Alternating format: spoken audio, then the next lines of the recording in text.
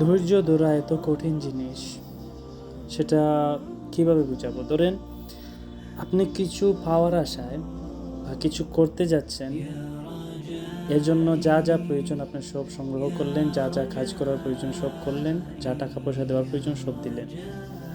আপনি অপেক্ষা করছেন, কিছুদিন পর শুনলেন যে আপনার এই কাজটা হলো না, দেন আবার অ্যাপ্লাই করলেন, আবার হলো না, অন্য জায়গায় কি চেষ্টা করলেন তাও হলো না।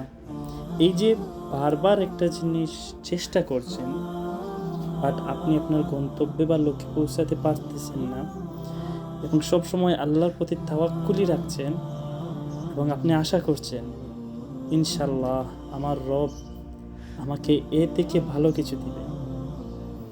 এইরকম মন মানসিকতা তৈরি করা এত সহজ না। আরে ভাই, আমরা তো একদিনই ধৈর্য ধারণ করতে পারি না, আমাদের হায়াত শুরু হয়ে যায়।